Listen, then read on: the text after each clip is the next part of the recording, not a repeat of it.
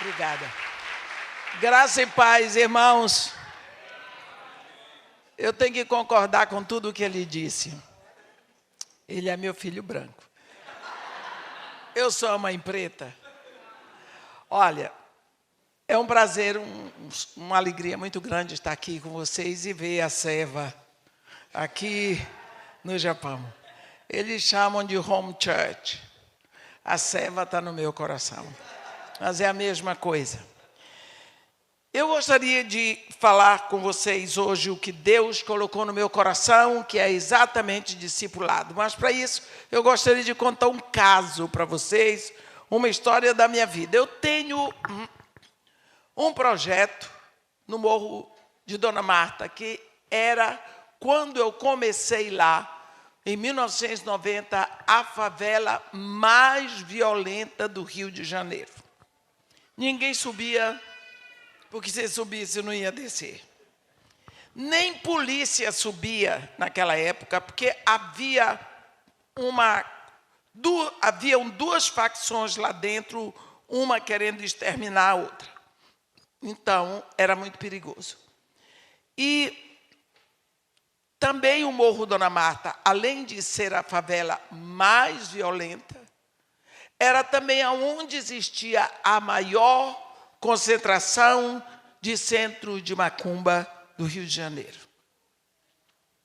Comecei lá, eu não tinha juízo nenhum, era mais doida do que hoje, eu acho. E eu comecei na rua com crianças, as crianças me levaram para dentro do morro, estou há mais de 30 anos lá.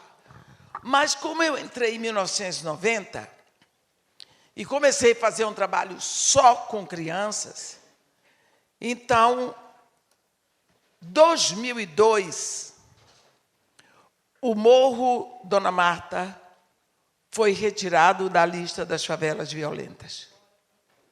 2004, foi exterminado o último centro de macumba. 2008, o governo instalou lá no Morro Dona Marta a primeira UPP, que é a Unidade de Polícia Pacificadora, sem um tiro, sem uma gota de sangue, o chefão se entregou. Então, por causa disso, chamou a atenção da mídia e tudo mais, e eu apareci num dia só, 3 vezes no jornal, na televisão, Jornal Nacional e tudo mais, e num programa assim, o trabalho dos evangélicos na favela. Era assim, meio minutos, só para dizer que passou, porque é evangélico. Tudo bem. Quando foi feito tudo, pacificação registrada, aí botaram uma capitã lá, e eu fui chamada para receber uma homenagem na polícia. Eu prego muito ali no BOP do Rio de Janeiro, eu que inaugurei a capela nova do BOP do Rio. Eu tenho prazer de dizer isso, porque antes só quem inaugurava capelas assim era o padre celebrando a missa. Hoje eles chamam cristãos. Eu não estou falando mal da Igreja Católica. Essa é a minha terminologia, porque eu falo o que eu creio. E quando eu fui lá para receber essa homenagem, eles me mostraram o censo que haviam feito no Morro Dona Marta.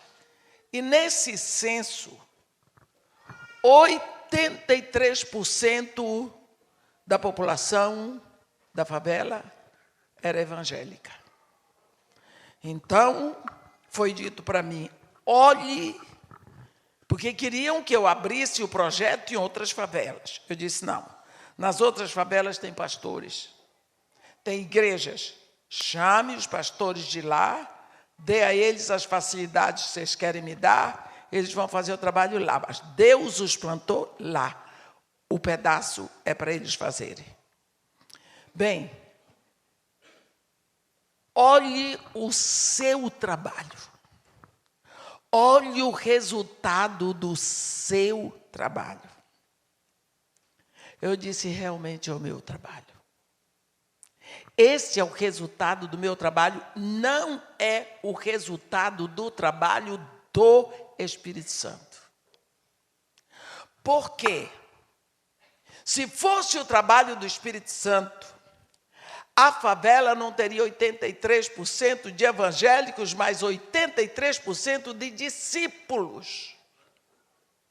Mas uma favela que tem 83% de evangélicos, as moças engravidam solteiras, as evangélicas, se fossem discípulas de Jesus Cristo, não casariam grávidas, nem engravidariam solteiras. Portanto, desde lá, eu comecei a trabalhar mais nessa questão, a diferença entre ser um evangélico e ser um discípulo de Jesus Cristo. Porque é muito fácil dizer eu sou evangélico, aprende 2 ou 3 versículos e põe o rádio só em música evangélica e começa a dizer umas frases soltas, mas e a vida?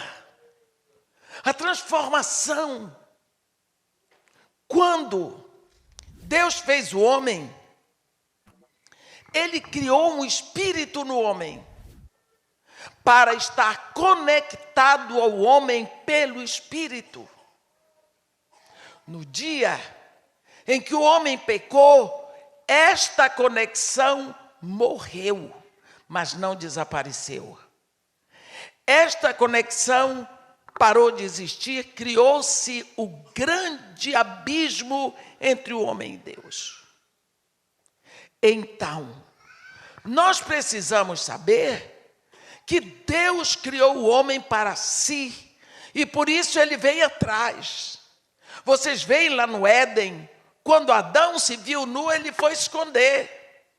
Ele não gritou por Deus, ele não confiou na preferência de Deus por ele no meio de toda a criação. Mas ele se escondeu. Deus veio atrás procurando por ele. Deus veio atrás porque quem ama vai buscar. Quem ama vai atrás. Ele veio e perguntou para Adão: por quê? Onde estás? Tu sabes a diferença que tu criaste entre nós? Pois é. Todo o trabalho de Jesus Cristo que veio fazer agora é reatar esta conexão. E quando ele reata esta conexão da humanidade com Deus através dele, ele manda anunciar. E a ordem única que ele dá para a igreja é: ide. Quando Jesus Cristo ressuscita, tem algumas coisas de Jesus, alguns momentos que são para mim aqueles momentos que eu, depois de tantos anos, eu ainda choro e me emociono. Quando ele ressuscita, eu falei disso hoje de manhã. Ele ressuscita e diz: toda a autoridade me foi dada nos céus e na terra. Eu gosto disso, porque a Bíblia diz no Salmo 115, versículo 16: os céus são os céus do Senhor, mas a terra deu a ele aos filhos dos homens. Quando Jesus ressuscita, ele diz: toda a autoridade me foi dada nos céus, eu sou Deus, e na terra eu sou homem. Olha só, que magnitude de palavra. Portanto, vocês podem ir, façam discípulos de todas as nações. Discípulos. Ele não mandou fazer evangélicos. Ele mandou fazer discípulos. E o discípulo, primeiro, ele ama o mestre. E quem ama o mestre, quer agradar o mestre. Quem ama é discípulo. E o discípulo, ele procura pensar como o mestre pensa. Ele procura agradar. O discípulo, ele faz o que seu mestre faria naquele momento. Portanto, o grande problema da igreja hoje é que nós estamos cheios de evangélicos, poucos discípulos. Vocês sabiam a população de evangélicos do Rio de Janeiro? 70%. Acredita? 70% de evangélicos no meu Rio querido. Mas acontece o seguinte, discípulos, eles começam no maternal. Discípulo é aluno, é estudante. E quando ele está na universidade, ele ainda é estudante, ele ainda é discípulo. E quando ele está no PhD, ele ainda é discípulo, não é? Então, nós temos discípulos de todos os níveis. E isso dá um grande problema na igreja. Porque nós temos aqueles irmãos que têm 40 anos de idade, mas que acabou de nascer em Cristo. E mente. E faz fofoca. Você diz, sonho não é filho de Deus? É, sim. Mas é um filho de Deus mentiroso. E isso nos ajuda a amar o irmãozinho que acabou de nascer, porque ele é imaturo. Hoje de tarde, nós vamos estudar, nós vamos meditar na Bíblia sobre 2 tipos de discípulos. O discípulo amadurecido e o discípulo bebê. Tá bom? Então, vamos dar o primeiro exemplo, está em Atos. Atos, no capítulo 9. Já sabe de quem nós vamos falar, né? Também, se não souber, não tem problema, eu vou falar do mesmo jeito. Atos, capítulo 9. O que marca muito o capítulo 9 de Atos é exatamente o encontro de Paulo de Tarso com Jesus no caminho de Damasco. Aquilo dali é um estouro da boiada, né? Paulo e Jesus no caminho de Damasco. É uma beleza. Só que Paulo segue viagem, já levado pelos outros, que ele ficou cego ali, para Damasco. Aí está escrito assim, versículo 10 do capítulo 9, vamos ler. Ora, havia em Damasco um discípulo, chamado Ananias. Disse-lhe o Senhor numa visão, Ananias, ao que ele respondeu, eis-me aqui, Senhor. Então o Senhor lhe ordenou, dispõe-te e vai à rua que se chama Direita, e na casa de Judas procura por Saulo, apelidado de Tarso, pois ele está orando, e viu entrar um homem chamado Ananias e impor-lhe as mãos para que recuperasse a vista. Ananias, porém, respondeu, Senhor, de muitos tenho ouvido a respeito desse homem, quantos males tem feito aos teus santos em Jerusalém. E para aqui trouxe a autorização dos principais sacerdotes para prender a todos os que invocam o teu nome. Mas o Senhor lhe disse, vai, porque este é para mim um instrumento escolhido para levar o meu nome perante os gentios e reis, bem como perante os filhos de Israel. Pois eu lhe mostrarei quanto lhe importa sofrer pelo meu nome. Então Ananias foi, e entrando na casa, impôs sobre ele as mãos, dizendo, Saulo, irmão, o Senhor me enviou a saber, o próprio Jesus, que te apareceu no caminho por onde vinhas, para que recuperes a vista e fiques cheios do Espírito Santo. Imediatamente lhe caíram dos olhos como que umas escamas e tornou a ver. A seguir levantou-se e foi batizado. E depois de ter se alimentado, sentiu-se fortalecido. Então permaneceu em Damasco alguns dias com os discípulos. Vamos ver Ananias. O que está escrito nesse livro está escrito para toda a eternidade. É a Bíblia que está dizendo que Ananias era um discípulo. Acredite você ou não. Ananias era discípulo. O que significa? que ele já tinha nascido de novo. O que significa que ele já tinha confessado Jesus como o único Senhor, suficiente Salvador, se arrependido dos seus pecados.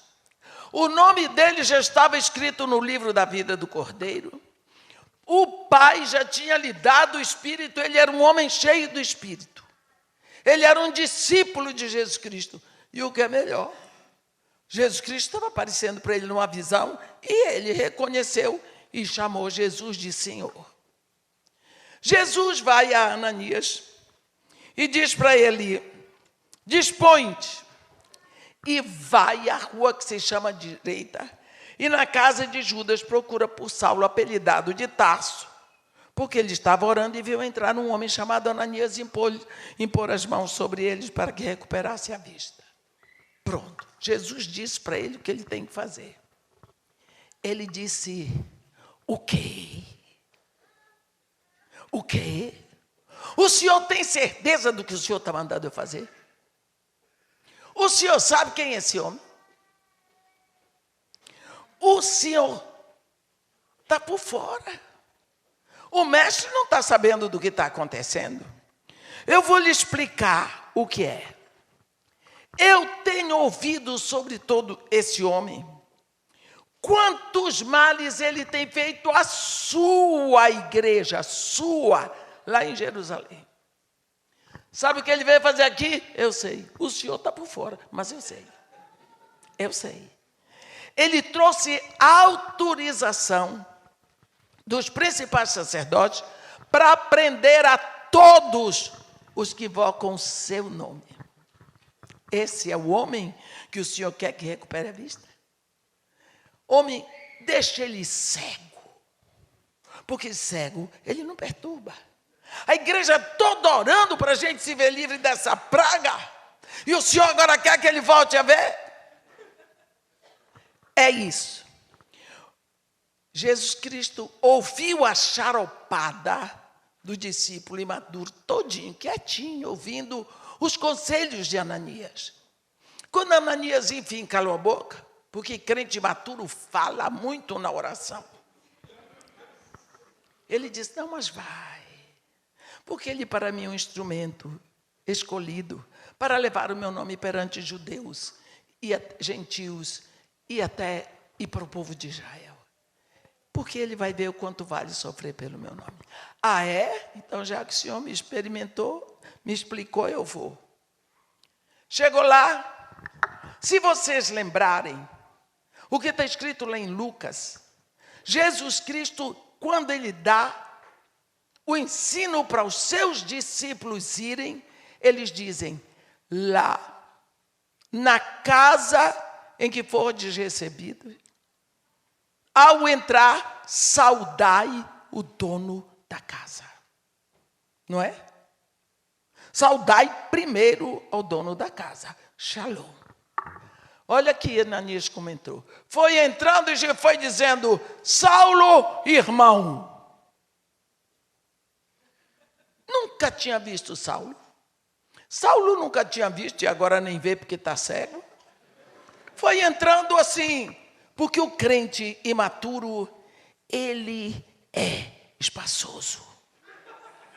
Irmão, aí o senhor me mandou aqui a saber, o senhor que te apareceu lá no caminho do Damasco, ele me contou tudo. Eu sou assim com ele, assim. O crente imaturo, ele faz questão de provar que ele é mais espiritual do que os outros. Ele tem mais visões, ele tem mais sonhos, ele ouve as vozes do Senhor, ele sabe de tudo, ele tem revelação. Ele é mais espiritual. Ele chegou para Paulo para dizer: eu sei como você caiu no chão, eu sei o que aconteceu, o Senhor me contou tudo, mandou aqui, a autoridade está comigo. Pronto. Eu só sei que ele fez esse trabalho, porque Jesus tinha mandado. E botou a mão sobre Paulo, Paulo ficou curado da cegueira, pronto. Característica de um crente imaturo é essa. Ele ensina até para Deus. Senhor, eu quero te pedir que o Senhor hoje mande um anjo lá na casa da minha sogra, aquela jararaca, para não sei o que, não sei o que, não sei o que. Ele ora dizendo a Deus o que Deus deve fazer. Ele não entrega para Deus a necessidade. Senhor, eu estou com dificuldade com a minha sogra. Eu não estou conseguindo conviver com a língua grande dela. E outras coisas mais. Eu queria que o Senhor, eu estou lhe pedindo nesse momento a sua intervenção, para que nós possamos viver em paz, para que eu possa testemunhar para ela de uma vida de filho de Deus, para que nós possamos conviver em paz. Não, você diz, o Senhor manda alguém lá em casa, porque ela está fazendo uma obra feia, não é? Tem um pastor muito querido em Orlando. Eu cheguei lá, ele estava dentro da igreja. Dimeia, você conhece o melô da sogra? Vocês conhecem? Então vou cantar para vocês. O melô da sogra, ele é carioca. Eu disse, pastor, o que é isso? Entra na minha casa, entra na minha vida, mexe com a minha estrutura, causa todas as feridas na cara da mulher dele que estava do lado. Quando eu começo assim, engraçada, é porque eu vou longe, viu? Vocês sosseguem, que eu estou muito à vontade. Eu estou pior do que Ananias. Ananias era um crente imaturo, mas era crente. Era discípulo. Era nascido de novo. Ele ia crescer. Mas a característica do crente imaturo é que ele é mais espiritual. É que ele fala demais. Ele dá conselho para todo mundo porque ele sabe mais. Não é porque ele tem experiência, não. É porque ele sabe, ele tem mais visão. Sabe aonde está baseada a sabedoria e o conhecimento de Ananias? No cuidado. Ananias amava tanto a igreja que ele tinha medo dos irmãos serem presos por Paulo, levados e arrastados para o presídio em Jerusalém. E ele tinha pavor de pensar que ele ia ver os irmãos dele sofrendo. Então ele disse para Jesus, deixa o homem cego. Eu não quero ver meus irmãos sofrendo. Era só por amor. Então ele teria que crescer e saber das coisas. Bem, agora eu vou dar o exemplo de um discípulo maduro que a Bíblia prova o que ele fazia quando era imaturo. Então vamos aqui mesmo em Atos, uma página para trás, no capítulo 8. Não é?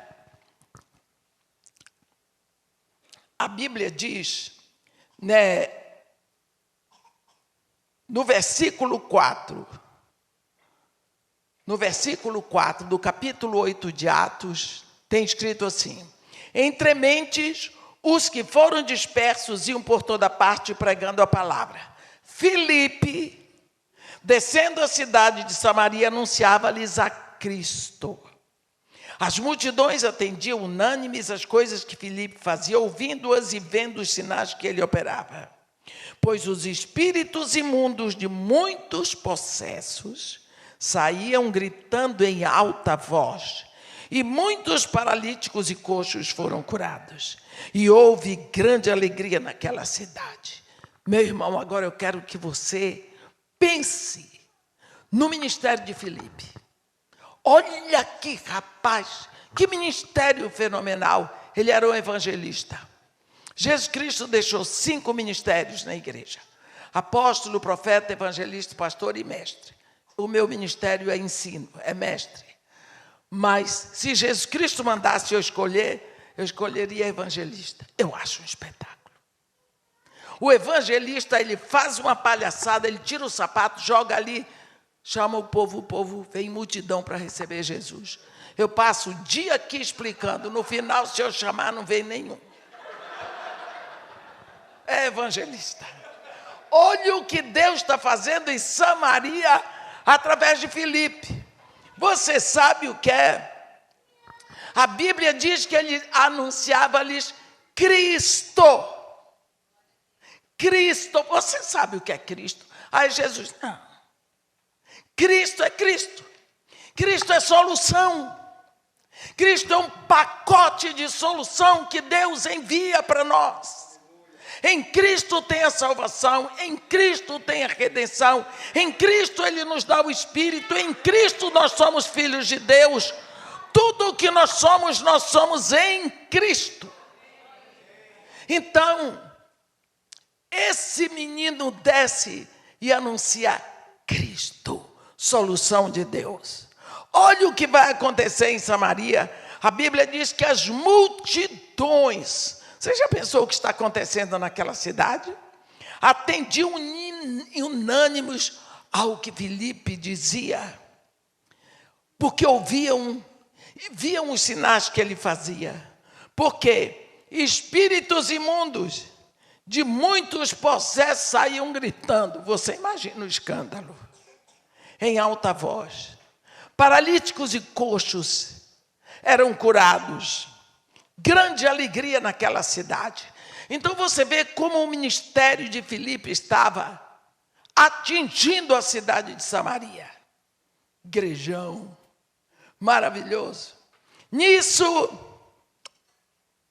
no meio desse sucesso ministerial, versículo 26 diz assim: o anjo do Senhor falou a Filipe, dizendo: dispõe-te e vai para o lado do sul, no caminho que desce de Jerusalém a Gaza. Este se acha deserto. Ele se levantou e foi. Dá para entender? Agora você está no seu igrejão, com tudo pronto, uma maravilha, as multidões chegando, o anjo diz assim para você: dispõe-te, vai para o lado do sul, no caminho que desce de Jerusalém para Gaza. Ele se encontra vazio, você diz assim: joia, estou indo, fui. Você faria isso? Senhor, e aqui como é que vai ficar? Quem vai ficar tomando conta? Como é que eu posso sair e deixar? O trabalho de Deus se faz com ordem e decência. Não é? Não é assim que a gente pensa? Mas Filipe sabia, o reino não é meu. Quem está fazendo essa operação aqui é o Espírito Santo, não sou eu. É o Espírito Santo. Então, se ele diz para mim, até aqui, é até aqui, já estou indo. Filipe foi provando que não era ele que era necessário ali, mas o Espírito Santo. Às vezes nós pensamos que Deus só pode me usar em determinado lugar. É bonito o momento em que o pessoal de Israel chegou nas campinas de Moabe e Deus chamou Moisés para subir o Monte Nebo. Subiu, não desceu mais. Ali morreu. 30 dias, o povo de Israel aqui embaixo, pranteando Moisés. Depois, Deus desceu e diz para Josué: Josué, meu servo Moisés está morto. Mortinho, morto. Acabou. Dispõe-te a atravessar este Jordão com o povo de Israel. Como? Moisés rodou 40 anos. Nunca entrou na terra prometida. Como é que eu, ex-escravo, amassador de barro do Egito, como é que eu vou entrar? Como é que eu vou substituir Moisés? Moisés era um homem que falava com Deus face a face. Aquele homem estendeu a mão sobre o mar se abriu. Levantava a mão, Israel ganhava na guerra. Como é que eu vou substituir um homem desse? Batia na rocha, saía água. Deus disse para ele: ei, Moisés levantou a mão, mas quem abriu o mar fui eu. Quem abriu o mar fui eu. Ele batia na rocha, quem trazia água era eu. Ele diz, como eu fui com Moisés, serei contigo. Pronto. Sou eu que faço. Eu acho lindo quando nós vemos a igreja como um corpo. Porque o corpo aparece. Deus é espírito. Ele não vai aparecer. Espírito só dança em centro de macumba. Mas espírito ninguém vê. Então, aqui, você veja que quantas vezes nós achamos, não, eu tenho que ficar.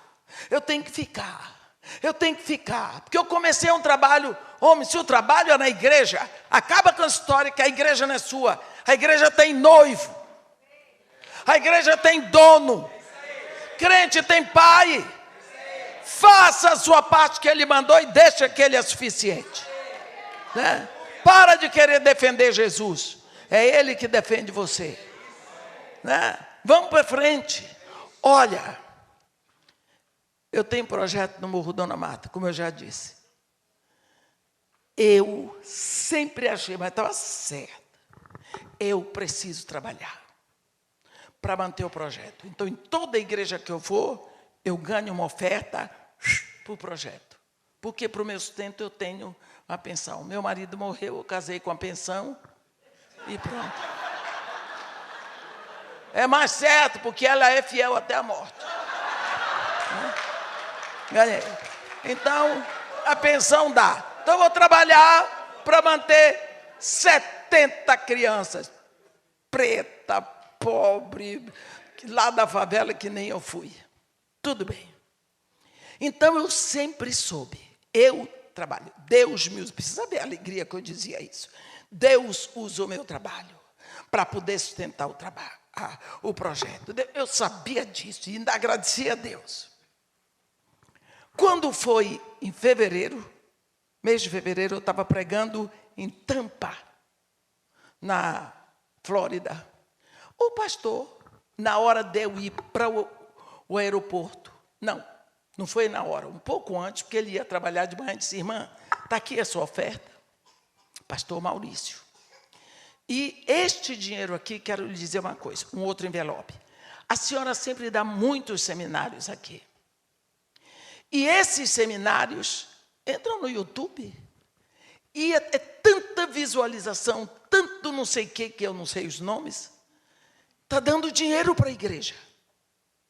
Eu peguei o dinheiro, está aqui, é da senhora. Eu disse, pastor, mas eu dei o seminário na igreja. Vocês pagam a minha passagem, me dão comida e tudo mais. É da igreja. Não, isso aqui é seu. Me deu. Abri o envelope, tinha $2.000. Eu gostei. Não estava esperando. Eu gostei. Eu disse, esse negócio é bom. E eu fui, agradeci a Deus, fui para o Brasil. Cheguei lá em março, viajei. Eu tinha que viajar numa quarta-feira para a Inglaterra. Cheguei no Rio segunda, terça era para arrumar a mala. Terça-feira levantaram, suspenderam todos os voos da Covid, por causa da Covid. Pá, eu disse, e agora? O que é que eu vou fazer? Como é que vai ficar a casa de Maria e Marta, que é o projeto? Como eu vou pagar esse povo? Aquelas mulheres trabalham ali, elas moram na favela, as crianças não vão ter onde comer. Minha cabeça começou a dar nó. O que é que eu vou fazer? Eu não posso sair para pregar. Como que vai entrar dinheiro? Porque eu achava que era eu que supria. Então, eu estava pensando muito a meu respeito. Me lembrei do pastor Maurício. Liguei para ele, pastor, lembra daquele negócio que o senhor falou para mim? Pastor, se eu mandar umas gravaçõezinhas, assim de 5 minutos, o senhor mande de 5, 10, 15, 20, que for que eu vou botar tudo no YouTube. Eu comecei, pai, arranjei alguém que me ensinava, porque eu não sei lidar com o celular. Comecei a gravar. Eu vou dizer para vocês, eu andava, pastor Marcelo conhece meu apartamento, um apartamento velho, grande, para cima, pregando o evangelho, chorando, gritando. E, pai, eu pregava, às vezes, 15 mensagens por dia.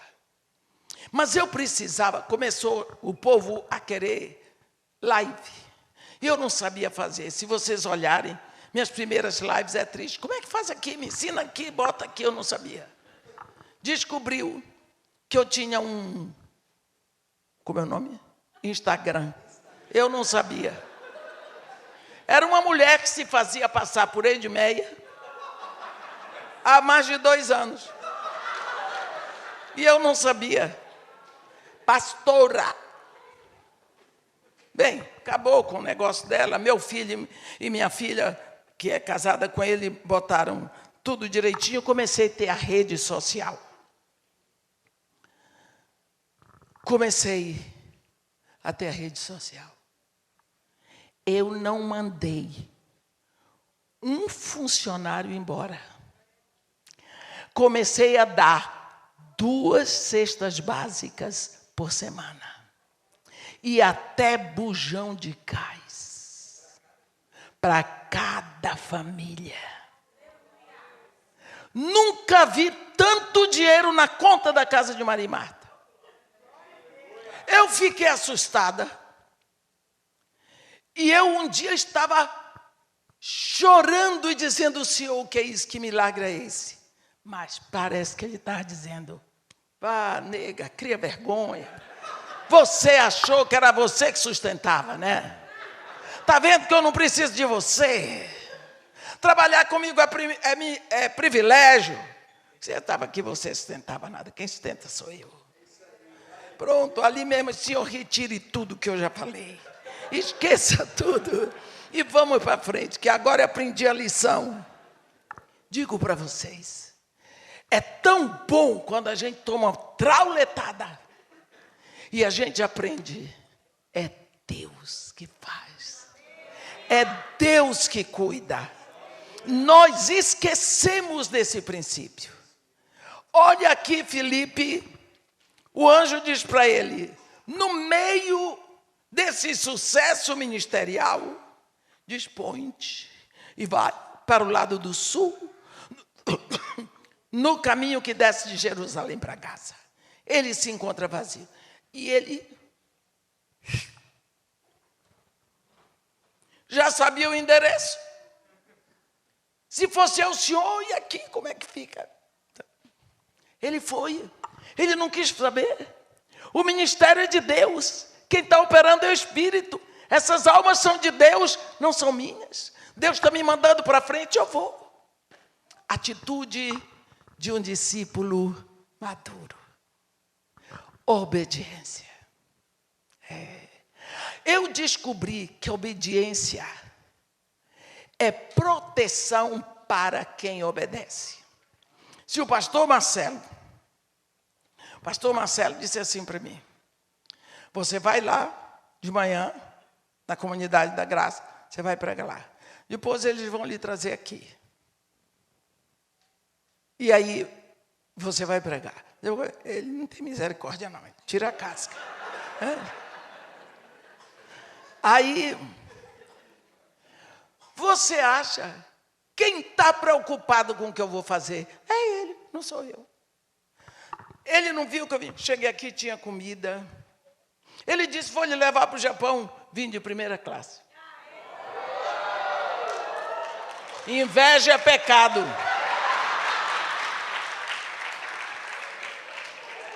O que eu quero dizer é o seguinte, se o pastor Davi, né? Vitor, só chamo Davi, nunca orei pelo Vitor.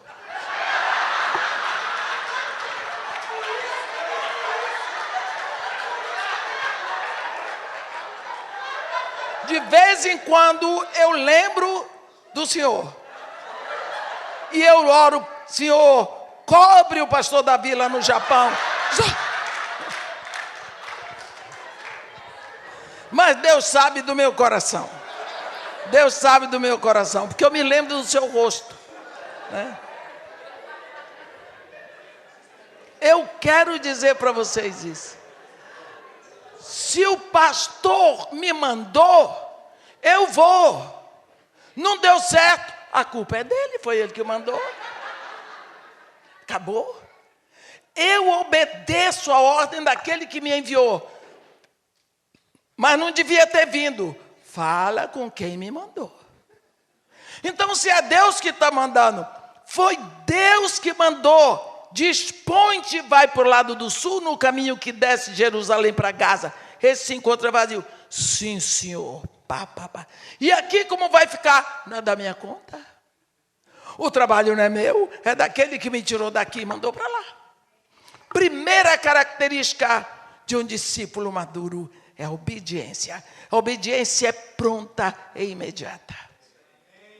Segunda coisa, ele chegou lá, lado do sul aqui, caminho que desce de Jerusalém para Gaza. Se encontra vazio, ficou lá. Ali era o endereço, ficou lá. O discípulo amadurecido, ele não vai além do que o mestre diz. Ele chega lá e sabe se comportar. É aqui. Mas o discípulo amadurecido, ele conhece o seu Senhor. Ele sabe que Jesus Cristo jamais vai botar você numa situação para você perder tempo.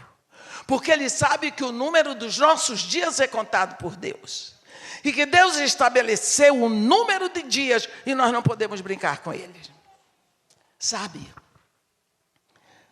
Deus faz assim para cada um de nós. Ele sopra a vida. Para uns ele faz. Para outros. E aí bebe 100 e cento e tantos anos, porque o sopro foi muito grande. Então, quem sabe a duração disso é invenção minha, viu?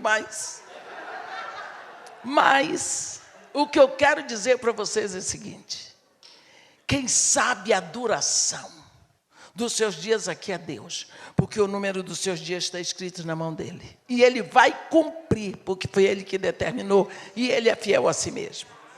O que eu quero dizer com isso é que quando Deus lhe botou aqui, Jesus foi muito claro. Meu pai trabalha até hoje e eu também trabalho. Então ele quer que você aproveite todo o tempo. Então, o crente maduro, ele sabe, Deus não me mandou aqui para perder tempo. Então eu tenho alguma coisa para fazer. Ficou lá.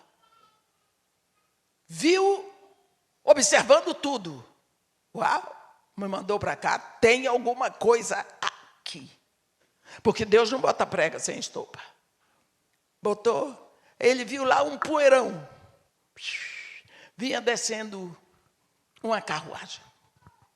Olha, uma carruagem, olha, naquela estrada de Jerusalém para Gaza, pensa o poeirão que era há 2000 anos. Quem vinha dentro da carruagem? Ninguém mais, ninguém menos do que o ministro da fazenda do reino da Etiópia. Negão, aprumado, tinha ido a Jerusalém para adorar e vinha lendo a Escritura. Lógico que ele estava indo da Ásia para a África, ele ia para a Etiópia.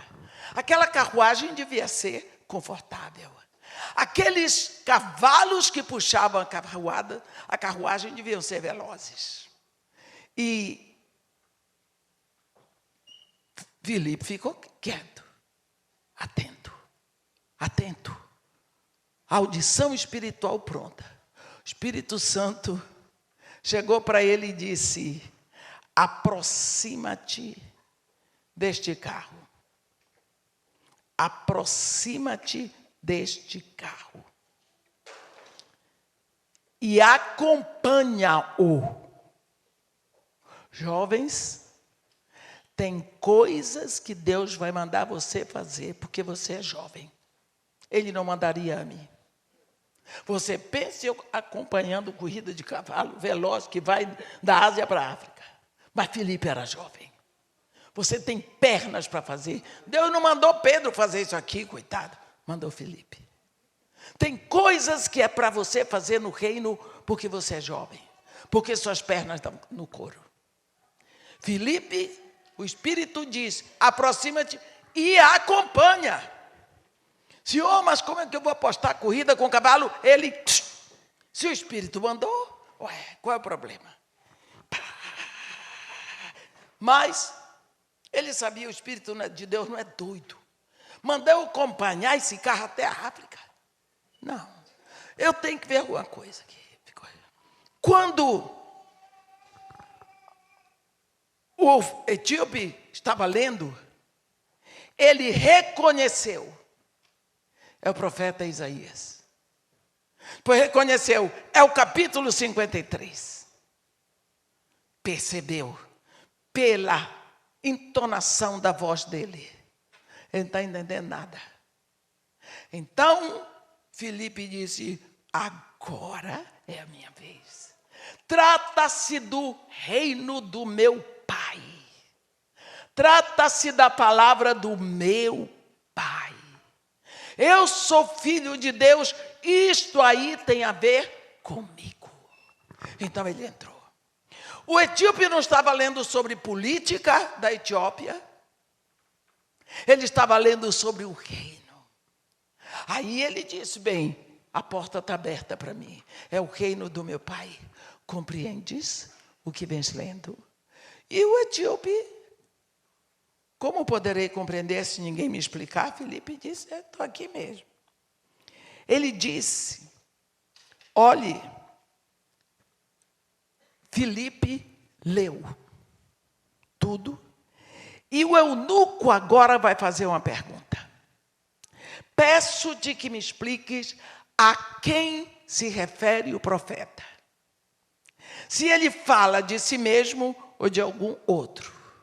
Aí entra agora o discípulo. Filipe explicou. A Bíblia diz, e começando por esta passagem da Escritura, anunciou-lhe Cristo. Você já viu? Que sujeito espetacular. Ele começou lá em Isaías 53, Cristo no eunuco. Porque o eunuco está precisando de Cristo. Ele não precisou ficar falando disso e daquilo e de tantas experiências, não. O eunuco só precisava de Cristo e a viagem ia acabar. Ele foi ali levado para anunciar Cristo. Esse era o ministério dele em Samaria e em qualquer lugar. Anunciar Cristo. Então ele começou Isaías 53, Cristo no etíope. O etíope ouviu a palavra. Passando no lugar viu água. Eis aqui tem água. Quem impede que eu seja batizado? Filipe disse, agora não é comigo. É entre você e aquele que batiza. Se você crê de todo o seu coração, ele disse, eu creio que Jesus Cristo é o Filho de Deus. Isso é um judeu, porque ele era etíope, mas era judeu. Se você faz essa confissão de fé pública, de que você crê que Jesus Cristo é o Filho de Deus, então agora eu posso lhe botar dentro d'água. Desceram, Filipe botou o eunuco lá dentro. Quando tirou, eita, que ele estava cheio de alegria do Espírito. O Espírito veio, arrebatou Filipe para Azoto. Quando o eunuco procurou, cadê o homem? Já era. O evangelho entrou na África pelo ministério de um discípulo maduro. Ele foi, ele fez o que tinha que fazer. E o que é que ele tinha que fazer? Obedecer, estar atento e anunciar Cristo.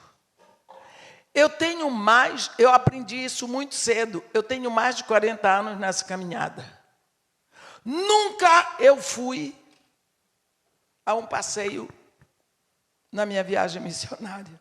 Pastor Marcelo já disse para mim, você tem que ver alguma coisa, pastor. A minha viagem é absolutamente missionária. Eu não faço viagem turística. Eu me lembro de uma vez, há alguns anos, eu estava em Manaus, os meninos vieram, mas irmã, a senhora tem que conhecer as tais das cachoeiras de Figueiredo, não sei o que. Eu disse, menino, me diga uma coisa. O menino estava, coitado, tão bom aquele garoto, tão querido, pronto para me levar. Eu disse, meu filho, me diga uma coisa. Cachoeira não é água que cai de cima para baixo, é? Eu já sei como é. O que é que eu vou fazer lá para ver? Pronto, vi e vou voltar. Quer dizer, eu sou quadrada. Quadrada. Vamos no shopping. Não tem nada que eu precise lá do shopping. Não tem uma roupa para mim. Não tem um sapato, nada. Eu acho tudo fora do meu padrão. Passeio que eu gosto é supermercado. Mas não vou levar comida daqui do Japão para o Brasil. Então, eu levo isso aqui. É isso que fica plantado no meu coração. Vamos ver aqui. Por causa do ministério de um discípulo amadurecido, o evangelho entrou na África. O evangelho entrou na África agora, através desse eunuco, do ministério de Filipe. Aí eu pergunto, será que Filipe foi a vida toda assim, amadurecido? Vamos ver os foras que Filipe já deu, porque estão escritos aqui mesmo, no livro da palavra. Se você olhar em João 14, um momento tão peculiar da vida de Jesus. Jesus estava diante daquela plateia assim de judeus e foi falar sobre casamento. Ele diz: não se turbe o vosso coração. Olha que momento. Não se turbe o vosso coração. Credes em Deus, crede também em mim. Na casa de meu pai há muitas moradas, e se assim não for, eu vou-lhe teria dito. Pois eu irei e vos prepararei lugar. E quando eu for e preparar o lugar, voltarei. E vos receberei para mim mesmo, para que onde eu estou, estejais vós também. E vós sabeis o caminho para onde eu vou. Tomé era o brabo, malcriado. Nós não sabemos para onde o Senhor vai, como é que eu vou saber o caminho? Tomé, eu sou o caminho, e a verdade, e a vida. Ninguém vem ao Pai, senão por mim. Se vós me tivesses conhecido, conheceríeis também o Pai. Desde agora o conheceis e tendes visto. Filipe entrou. Senhor, mostra-nos o Pai. Isso nos basta. Filipe, eu não quero essa xaropada toda, não. Não precisa essa conversa toda, não. Está muito difícil aqui para mim. Mostra o Pai, embora. Vamos lá. Mostra para nós o Pai. Isso é suficiente. Filipe interrompeu a conversa. Ele diz: Filipe, quem vê a mim, vê o Pai. Como é que você está há tanto tempo comigo? Filipe deu-se fora. Queria ver o Pai. Já que o assunto estava tão bom, tão espiritual. Mostra aqui, dá uma palha para a gente. Quer outro momento da vida de Filipe, que ele deu outro fora? Vamos lá, aqui mesmo, no Evangelho de João. Vamos lá atrás que a gente vê. Capítulo 6. Capítulo 6. Versículo 4 diz assim: ora, a Páscoa, festa dos judeus, estava próxima. Então Jesus, erguendo os olhos e vendo que grande multidão vinha ter com ele, disse a Filipe, olha o fora de Filipe. Disse para Filipe: onde compraremos pães para lhe dar de comer? Mas dizia isto para o experimentar, porque ele bem sabia o que estava para fazer. Quer dizer, Jesus estava fazendo uma pegadinha com Filipe, porque Filipe era bobalhado. Podia brincar com ele. Quando Jesus disse isso, Filipe deu um grito. Não lhes batariam do denário, que cada um comesse um pedaço de pão. Nem pensa nisso, mestre, acaba com essa brincadeira. 1 denário é o salário de um dia de um trabalhador. Nem com 200 dias de trabalho o Senhor acaba com essa coisa. Quer dizer, pegou fogo. O garoto era imaturo ainda. Jesus se deliciou. Olha a turma de Jesus, só para ver. A turma de Jesus. Primeiro, Filipe ficou apavorado. Tinha um discípulo de Jesus, não sei se vocês já observaram, eu gosto de fazer isso, chamado André, irmão de Simão Pedro. Eu digo que ele é o carioca. Ele está sempre pronto para aprontar uma. André já tinha andado no meio do povo, já tinha observado tudo. Aí André, quando viu Jesus dando uma pegadinha com Filipe, disse: ei, tem aí um rapaz com 5 pães e 2 peixinhos, que isso para essa tanta gente? Quer dizer, para fazer a gozação. André já tinha andado no meio do povo e viu quem levou o lanche. Era isso, já sabia.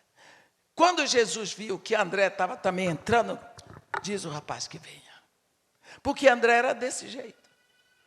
Tomé era o brabo, Filipe era a crianção, André e Pedro que estava sempre pronto para brigar.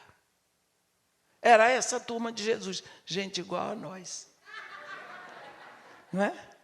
Bem, o que eu quero dizer para vocês é o seguinte: esse Filipe, de Atos 8, desse ministério lindo em Samaria, que está pronto para obedecer a Deus, ele já foi imaturo.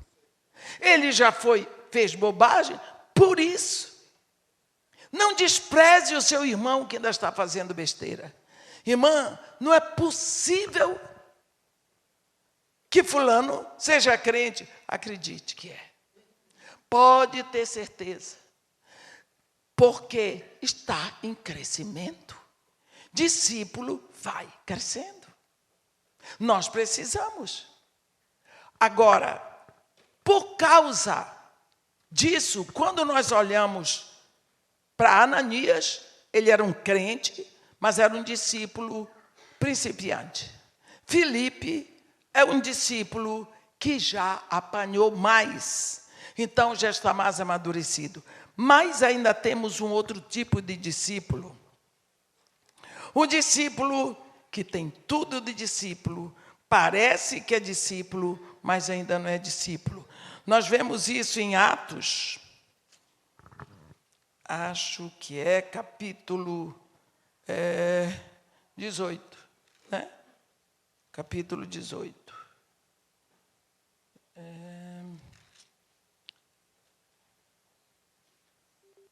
Deixa eu ver.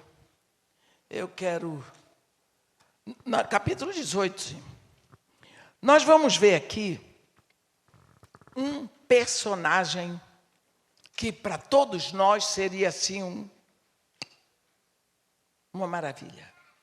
No capítulo 19 de Atos, 18 de Atos, no versículo 24, está escrito: nesse meio tempo, chegou a Éfeso um judeu. Preste atenção, porque Atos é uma carta que Lucas, o doutor Lucas, escreve para o seu discípulo Teófilo. E você não vai ver muitas vezes o doutor Lucas dizendo tantos elogios para uma pessoa. Mas para esse cara aqui, ele derrama. Luquinhas, olha o que ele fala desse homem. No versículo 24. Nesse meio tempo chegou a Éfeso um judeu. Ele não diz um homem, diz um judeu. Natural de Alexandria. Você sabe o que é isso? As pessoas de Alexandria eram pessoas muito cultas, porque Alexandria tinha a maior biblioteca daquela época. Alexandria. Quando você vai no Egito hoje, procura onde é Escandria. Escandria é Alexandria. É. Então, o cara era judeu, é para se respeitar. Era um homem culto, letrado, especial, chamado Apolo, ou o nome. Eu tenho a impressão que esse homem era bonito. Olha o nome dele, Apolo. Né? Assim, legal. Homem eloquente. Está aí, ó. Tudo o que está precisando hoje nos nossos púlpitos, eloquência. Porque tem cada gente que vai nos púlpitos e fica falando, nós vai, nós vem. O homem era eloquente, o homem falava, todo mundo ficava eloquente. Olha mais. Poderoso nas Escrituras. Está vendo? Esse homem. Tem mais. Doutor Lucas, eu disse que ele vai. Era instruído no caminho do Senhor. Esse aqui é o cabra que você está orando para casar com a sua filha. Se tem um homem que toda mãe quer para casar com a filha dela, é esse Apolo. Olhe bem. Era instruído no caminho do Senhor, sendo fervoroso de espírito. Tem mais. Falava e ensinava com precisão a respeito de Jesus. Aí lá no final suja, conhecendo apenas o Evangelho de João. Sujou lá no fim. Só conhecia o Evangelho de João. O homem tinha tudo, tinha postura, sabia falar, dizia tudo, mas só tinha o Evangelho de João. Vamos ver um pouquinho sobre isso? Vamos ver, só um pouquinho. Vou parar aqui. João, para começar, batismo significa imersão. Batizar e imergir. João diz: eu vos batizo com água para arrependimento. Mas depois de mim vem um varão, de cujas sandálias eu não sou digno de desatar as correias. Ele vos batizará com fogo e com o Espírito Santo. Então, quando João tomava uma pessoa, ele batizava, enfiava na água do Jordão. Quando tirava a pessoa de lá, a pessoa estava toda molhadinha. Ela saía, aonde ela ia, a água vinha descendo. Porque os antigos gregos diziam que a água é um elemento da terra. Onde quer que você jogue, ela desce. Jesus vem, toma a pessoa, batiza no fogo. Quando ela sai dali, ela é uma tocha apontando para cima. Olha a diferença. Enquanto o fogo, aonde quer que você acenda, ele vai apontar para cima. Lembra que no capítulo 12 de Lucas, no versículo 49, Jesus diz assim: eu vim para atear fogo sobre a terra, e bem quisera que já estivesse a arder. Você diz, mas que negócio é Jesus Cristo incendiário? Ele está dizendo. Está escrito.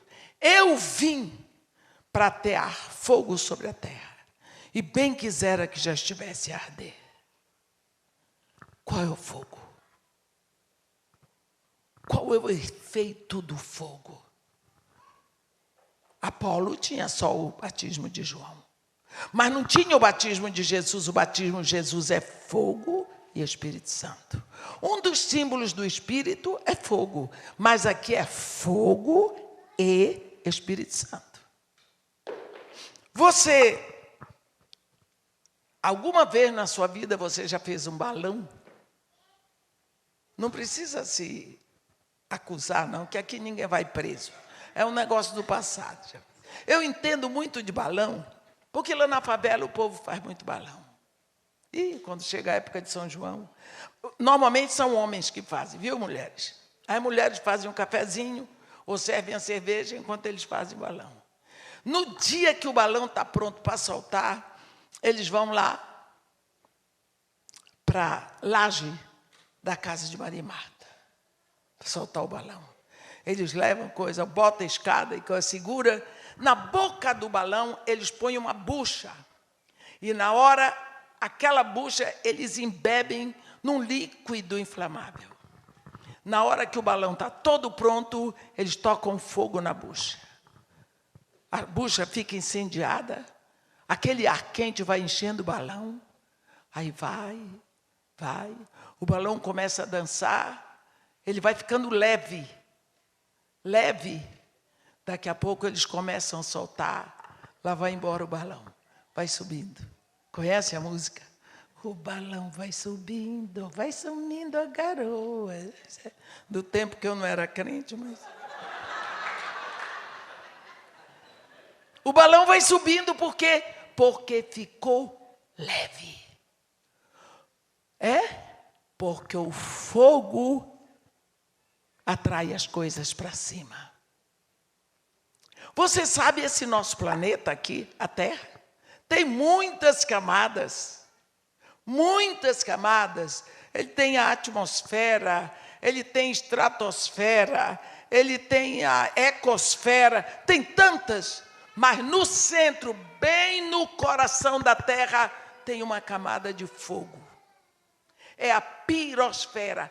Porque tem essa camada de fogo aqui no meio, a Terra fica solta no espaço e não cai. Por causa do fogo, a Terra não cai. É assim. O batismo de fogo. Eu vi quando eu estava saindo do Iraque. Morei no Iraque 3 anos e meio. Eu saí no 3º para o 4º dia de guerra do Irã com o Iraque. Nós estávamos em meio ao deserto de Abadan, quando um avião vem do Irã para bombardear o tanque de navios petroleiros. O radar do Iraque anunciou, eles soltaram um míssil, e o míssil atingiu o avião, graças a Deus, antes de bombardear. Em pleno, quase meia-noite. Escuro, escuro, escuro, porque não se pode acender luz em época de guerra.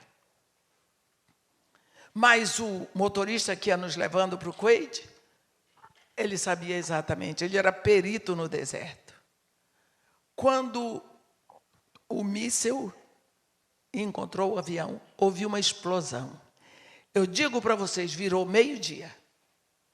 As gotículas de combustível pegando fogo cobriram o céu, pareciam milhares e milhares de estrelas.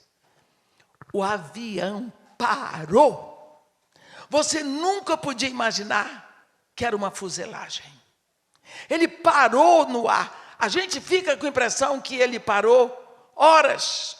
Ele para, aquela bola de fogo gigantesca.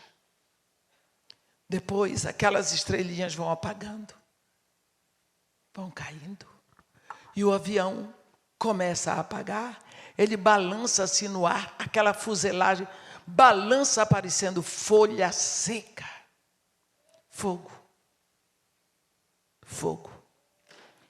Quando Jesus Cristo lhe batiza no fogo, ele imerge você no fogo da presença dele. O que acontece com você? Você vai sendo retirado. Não do planeta Terra, mas do mundo. Desse sistema de Satanás que cobre a Terra. Você vai sendo retirado imperceptivelmente. Você, depois de um ano, você diz, mas como é que eu gostava tanto daquele negócio? E agora não faz diferença para mim. Hein? Eu não entendo como eu gostava tanto daquilo. Você se estranha.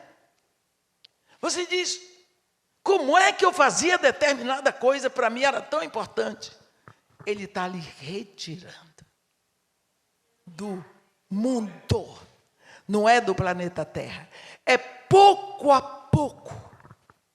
E dessa forma que você vai sendo retirado cada vez mais. Esse é o batismo de Jesus. Apolo tinha o batismo de arrependimento, mas não tinha o batismo de Jesus. Apolo estava pregando, que era uma maravilha, lá na sinagoga, e Priscila e Áquila, 2 discípulos de Paulo que estavam lá, ficaram ouvindo. Quando o rapaz acabou de pregar, com aquela precisão dele, tudo certinho, estava lá o casalzinho. Deixaram todo mundo embora, a turma do... Que palavra, que maravilha. Disseram, ei, vamos almoçar lá em casa. Convidaram para levar, e lá ele foi batizado, no batismo de Jesus. Quer dizer, agora ele vai ser um discípulo.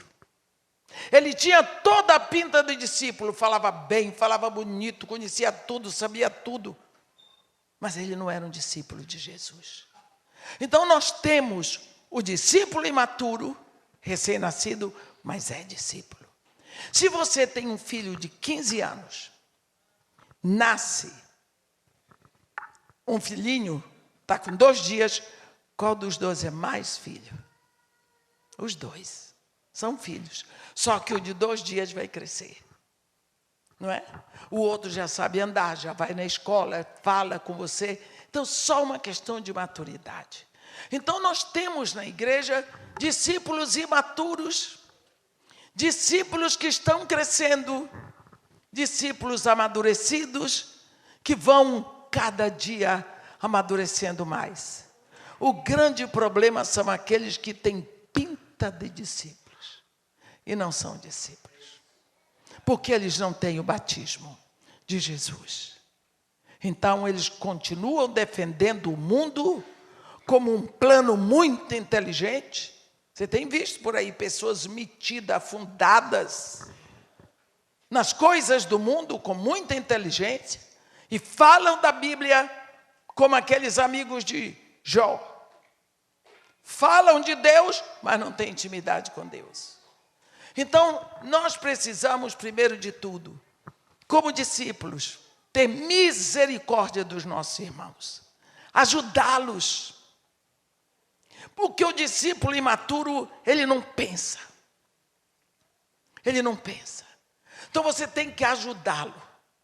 E você também, como discípulo maduro, tem que procurar crescer cada vez mais no exemplo e aprender a discipular aqueles que estão chegando. Então, quando nós pensamos, Deus não nos mandou, Jesus não nos mandou fazer evangélicos, mandou fazer discípulos. Às vezes, nós procuramos ver os frutos na vida dos outros muito cedo. Eu tenho nesse projeto que eu tenho, poucas pessoas. Tem muita gente aqui do Rio? Opa, tem gente fina aqui. O Davi, né? O Morro Dona Marta, o pastor Marcelo conhece, ele não tem rua, só tem escadinha. Isso é uma estratégia, né? Para não subir carro de polícia, mas tudo bem. E quando a gente vai subindo, assim, a casa de Maria Marta fica logo no início. Tem uma entrada assim, depois tem a outra e sobe, porque a casa de Maria Marta faz esquina assim. Fui comprando um barraco, depois outro, fui emendando. Tem um menino que fica com o saco de papelote de cocaína, radinho, transmissor, e um rifle na mão. Fica lá. Dia e noite. Acontece que chegou um momento lá que eu chegava com o carro, estacionava aqui, aqui era boca de fumo. Eu parei, eu ouvi assim, há um doce espírito aqui, e eu sei que é o Espírito de Deus. Eu disse, cantando, corinho do Espírito Santo na boca. Vai ver que a boca não saiu daqui. Subi, quando chegou lá em cima, eu disse, escuta aqui, a boca ainda está ali. A dona Edmé, por que a senhora quer saber o que foi feito da boca? Eu disse, menina, eu só quero saber, porque eu estou ouvindo música do Espírito Santo cantado lá. A senhora está por fora. Ali só se toca Cassiane, Ludmila Ferber, Kleber Lucas, Fernanda Brum, só se toca música evangélica. O quê? Na boca de fumo? Já vieram aqui buscar CD da quem? Olha, na boca de fumo. Quer dizer, são coisas que não dá para a gente entender. Cadê? Lá um dia, quinta-feira, eu estou subindo, ele fica com o cabo do rifle voltado assim. Na hora que eu vou subir, eu digo, graça e paz, meu filho. Ele tira o rifle e eu passo. Na volta, eu não preciso dizer nada, que ele está me vendo. Nesse dia, eu, graça e paz, subi. Na hora de descer, umas 2 horas da tarde, ele não tirou o rifle, permaneceu. E o sangue foi lá em cima e voltou. Eu disse, hoje é meu dia. Porque aí ele olhou bem no meu rosto e disse, quer dizer que a senhora é a famosa doutora Edmeia Williams? Eu disse, se eu sou famosa, eu não sei, mas eu sou Edmeia Williams. Eu disse, por quê? Ele disse, porque nós já fizemos de tudo para levar a senhora na nossa igreja.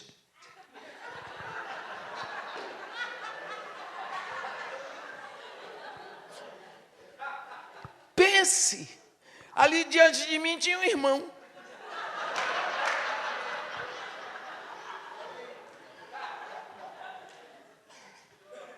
E eu fiz aquela pergunta, e por que vocês não me levaram?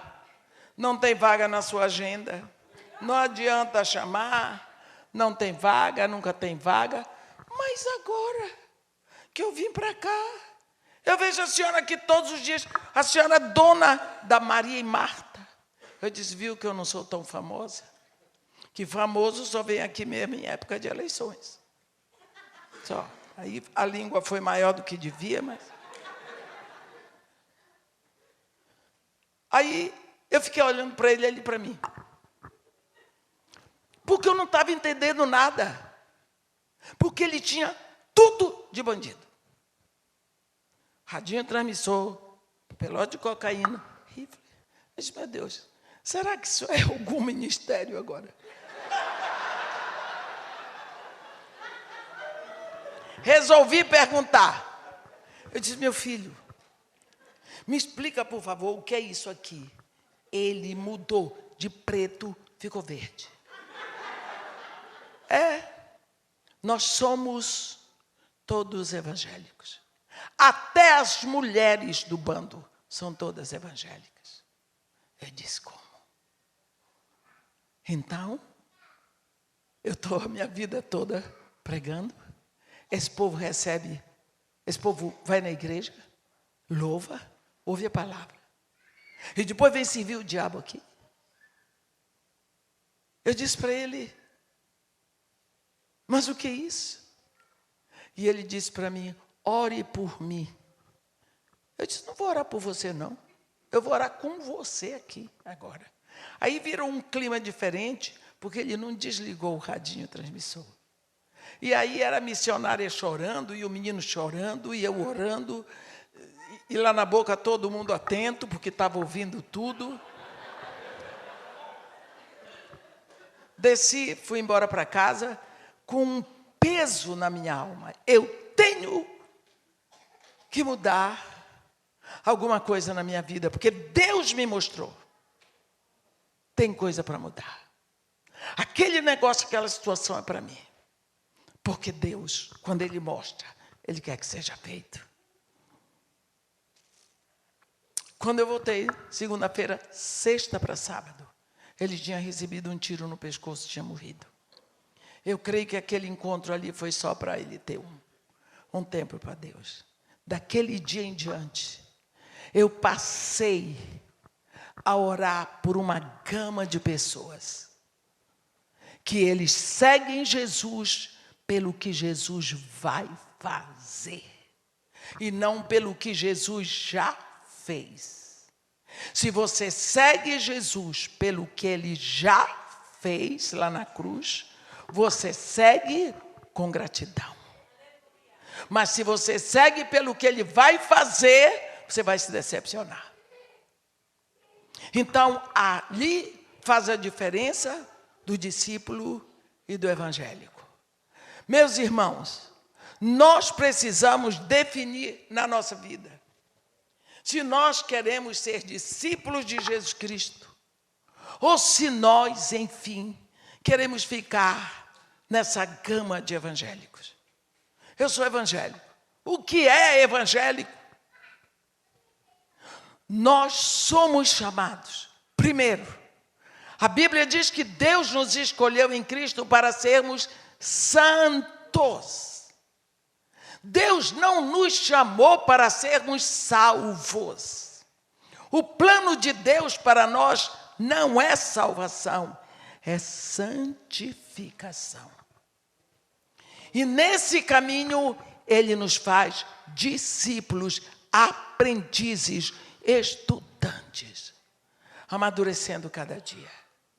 Mas para isso você precisa seguir um Espírito que lhe ensina e a palavra de Deus, que precisa ser aberta, revelada para você.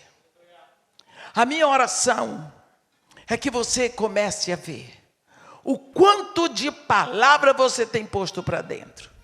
Porque o discípulo, ele aprende com a palavra.